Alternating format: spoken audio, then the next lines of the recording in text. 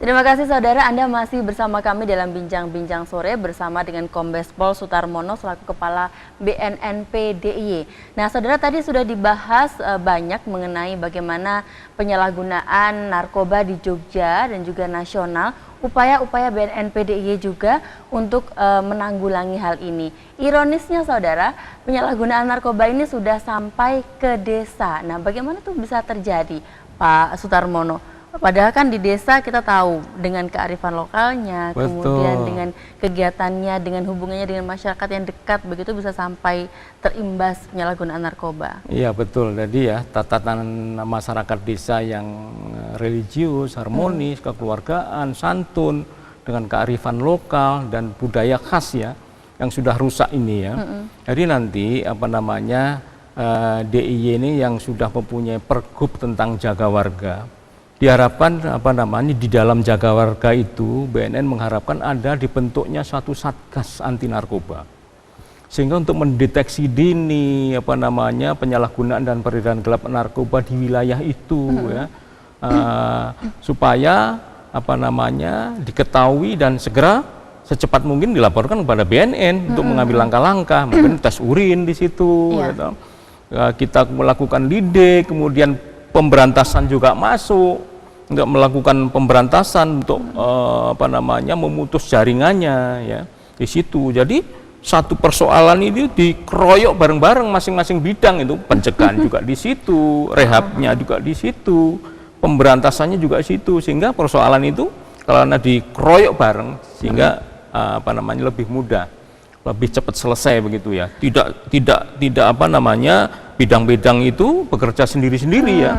Bidang pencegahan ke sana, rehabnya ke sana, pemberantasannya ke sana, sehingga nggak tuntas. Jadi langsung bekerja sama begitu ya, Pak? Ya betul. Jadi Pak, biasanya kan ada upaya-upaya untuk menyentuh ke bagian lingkungan masyarakat yang lebih kecil, misalnya keluarga, kita lakukan ke RT RW begitu ya, Pak. Karena kan biasanya untuk orang tua nih, kalau misalnya anaknya ketahuan kecanduan narkoba, mereka malu atau takut untuk melapor karena takut di penjara misalnya. Iya. Jadi memang garda terdepan di dalam pencegahan pemberantasan penyalahgunaan dan peredaran gelap ini ada di di rumah ibu-ibu. Ya, garda terdepannya karena apa? Kedekatan seorang ibu dengan anak-anak, itu ada komunikasi. Ini harapannya itu untuk bagaimana seorang ibu nanti kita garap duluan untuk diberikan pemahaman. Kemudian ibu-ibu ini di rumah juga sekali waktu akan memberikan mengingatkan, eling-eling pada anak-anak ini gitu loh. Ikut mengawasi begitu Pak ya? Diawasi di rumah. Kalau di masyarakat tanggung jawab BNN, di sekolah tanggung jawab para guru ya. Perlukah orang tua ini mengetahui ciri-ciri anak-anak yang kecanduan narkoba sehingga mereka bisa lebih waspada begitu Pak ketika anak-anaknya ini terlihat ada gejala-gejala memakai narkoba? Ya, ini memang ada ciri-ciri ya. Tidak seperti biasanya katakanlah di rumah itu anak-anak kalau sudah susah diajak bicara gitu. Biasanya gampang diajak bicara, anak-anak kita ini kok angel gitu loh ya. Menutup diri, masuk ke dalam kamar, kemudian pintu kamar, kemudian matikan lampu, ada musik host di situ dalam, jeduk. Wah itu ya kan? Kalau musik-musiknya lagu-lagu kenangan enggak lah ya. Tapi kalau sudah musik host itu, waduh anak-anak kita sudah geleng-geleng di dalam kamar ini perlu waspada ya. Segera dilaporkan BNN untuk mendapatkan langkah-langkah lebih lanjut. Nah ini dia Pak, langkah-langkah lebih lanjut ini yang biasanya ditakutkan oleh para orang tua. Jangan-jangan kalau misalnya saya sudah melaporkan anak saya, nanti apa nih tindak lanjutnya? Apakah anak saya ini nanti dipenjara, direhabilitasi, kemudian apa yang ada dalam rehabilitasi itu? Jadi enggak ya, jadi kalau sudah dilaporkan oleh keluarga atau lapor diri ya di lembaga institusi penerima wajib lapor, IPWL, ini diatur di dalam peraturan pemerintah nomor 25 tahun 2013 bahwa yang bersangkutan ini untuk proses pemulihan, tidak dalam rangka proses hukum ya. Jadi jangan takut. Tadi saya ingatkan lagi pada masyarakat, warga masyarakat DIY ini untuk tidak takut melaporkan keluarganya kepada IPWL, Institusi Penerima Wajib Lapor, atau ke BNNP ya. BNNP punya klinik yang namanya Seger Waras. Seger Waras. Nah, dia melakukan upaya-upaya rehab untuk rawat jalan, ya. Jadi ada 10 sampai 12 kali pertemuan yang sifatnya konseling, ya, itu bagi pemakai pemula, ya. Tapi kalau dalam apa namanya kategori sudah pemakainya akut, sudah bertahun-tahun dan kecanduan, dalam kondisi kecanduan ya, dalam apa namanya fisik dan psikisnya, itu harus harus rawat inap. Jadi di lembaga-lembaga rehab yang sifatnya rawat inap, ya. Di DIY ini ada 10 lembaga rehab komponen masyarakat yang kemarin kita gandeng 2015 ini untuk mengadakan layanan rehabilitasi rawat inap. Begitu, ya. Jadi sekali lagi apa namanya upaya-upaya kita ini sudah tidak kurang-kurang, ya. Di perundang-undangan ada Undang-Undang 35 tentang narkotika, ada Undang-Undang 36 tentang kesehatan. Di institusi eksekutif, ya, pemerintahan juga sudah ada apa namanya Inpres nomor 12 tahun 2011 tentang implementasi pelaksanaan apa namanya kebijakan dan strategi nasional, tentang P4GN. Kemudian ada IPWL tadi, peraturan pemerintah 25 sebelum tentang kita ke IPWL, Bapak, ini adalah salah satu contoh kegiatan dari BNNP, ya? Oh iya, iya. Ini pada saat apa ini, Pak? Jadi ini kemarin kalau nggak salah pada saat kita ngundang ini, ya, ngundang para camat, lurah, kemudian koramil, polsek, ya, dalam rangka sosialisasi, ya, yang ini, ya, sosialisasi, ya. Kemudian yang ya ini kepada anak-anak sekolah, ya, diharapkan juga demikian. Tujuannya adalah memberikan pengetahuan kepada masyarakat, anak-anak sekolah, agar mereka mempunyai ilmu pengetahuan, faham, sadar, akhirnya menolak narkoba. Rohnya di situ, Mbak Dewi, sebetulnya, ya. Kemudian dengan rehab. Jadi harapan kita yang belum kena ini supaya imun, kemudian yang kena direhab, diobati supaya pulih. Harapan kita adalah pasarnya mati dengan sendirinya karena tidak ada yang beli. Yang memakai, ya. Yang belum kena sudah imun, yang sudah kena sudah kita obati. Akhirnya pasarnya mati dengan sendirinya. Upaya-upaya pemberantasan juga demikian harus masih dilakukan untuk memproteksi apa namanya negeri kita dari cengkeraman para sindikat ini. Ya. Karena kalau nggak demikian, nggak dihabiskan para sindikat ini, ya terus berbondong-bondong masuk ke negeri kita, karena negeri kita sudah menjadi pasar terbesar dunia, great market, great price. Kita sudah 4 juta lebih loh, Mbak Dewi, penggunanya. Ya. Dan harganya sangat-sangat ini apa namanya aduhai, sehingga para sindikat ini berbondong-bondong untuk memasukkan narkoba ke Indonesia, begitu. Dengan segala cara, ya, Pak, ya. Apakah mereka hanya mengedarkannya di tempat-tempat hiburan, atau mungkin mereka sudah merambah ke misalnya sampai ke kampus-kampus, kegiatan kemahasiswaan, begitu? Iya. Jadi kemarin bulan September atau Oktober, ya, kita dengan Ngarso Dalem kita mengundang seluruh perguruan tinggi untuk membentuk satgas di perguruan tinggi itu, ya.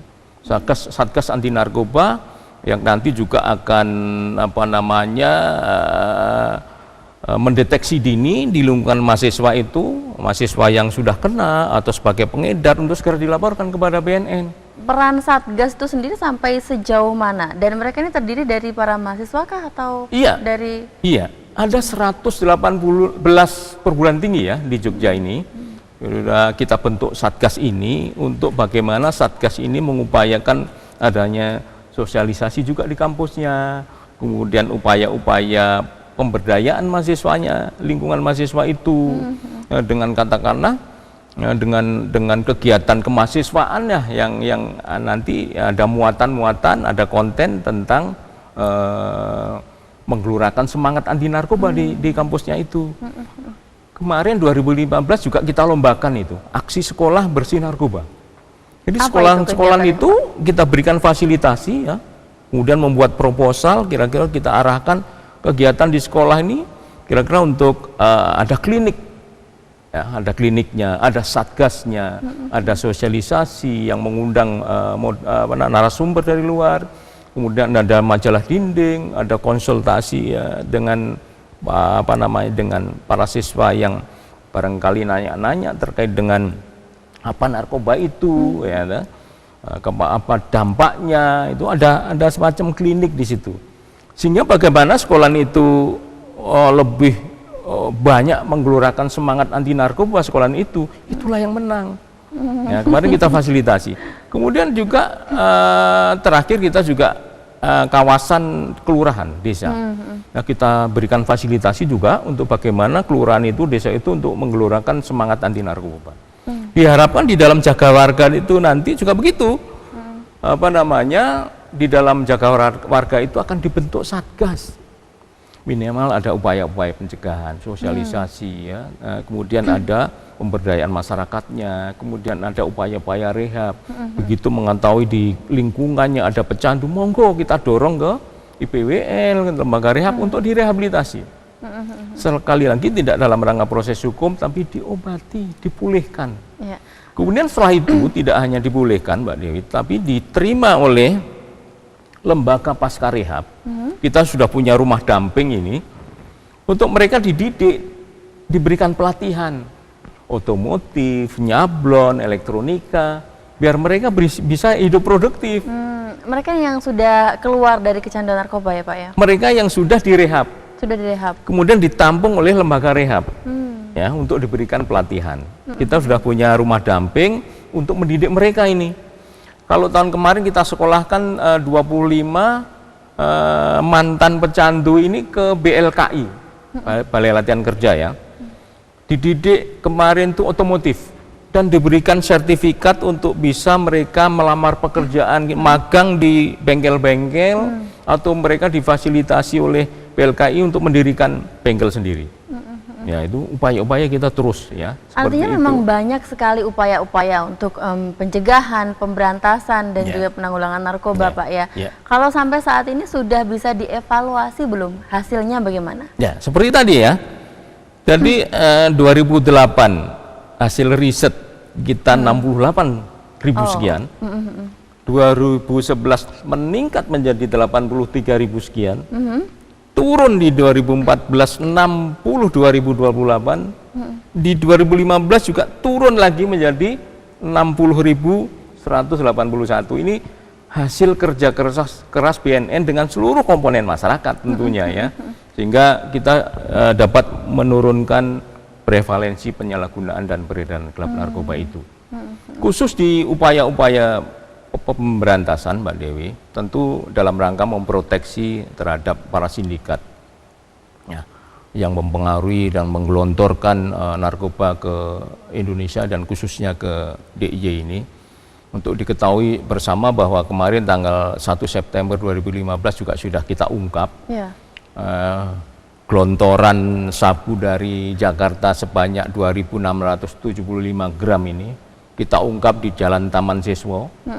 Jadi saya asumsikan kalau 1 gram untuk 4 orang itu sudah menyasar 10.400 orang yang akan disasar oleh barang haram itu.